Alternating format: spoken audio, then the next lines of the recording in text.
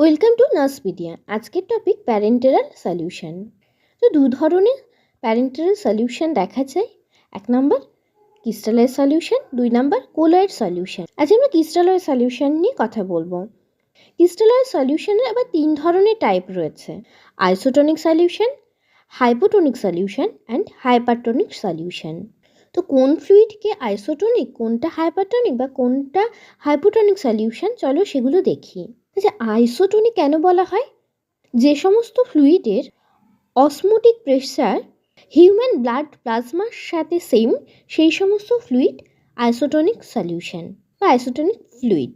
যে ফ্লুইডের osmotic pressure প্লাজমার থেকে কম সেটা হাইপোটোনিক, আর যাদের অসমোটিক প্রেসার ব্লাড প্লাজমার থেকে বেশি সেগুলো হাইপারটনিক সলিউশন। তো আইসোটোনিক সলিউশন কোনগুলো? আইসোটোনিক সলিউশন হচ্ছে নর্মাল স্যালাইন, রিঙ্গার ল্যাকটেট আর 5% dextrose in water.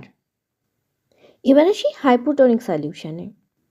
Hypotonic solution হলো হাফ নর্মাল স্যালাইন।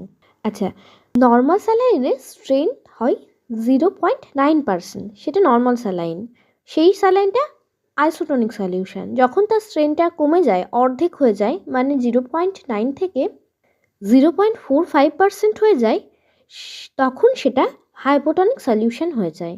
তো strength normal saline hypotonic solution. Hypertonic সলিউশনের এক্সাম্পল হলো 5% dextrose in normal saline solution.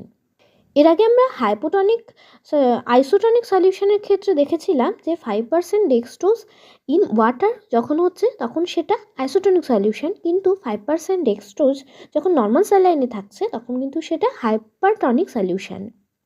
আর কি হাইপারটনিক সলিউশন? 3% NaCl মানে 3% normal saline আর dextrose 10% in water.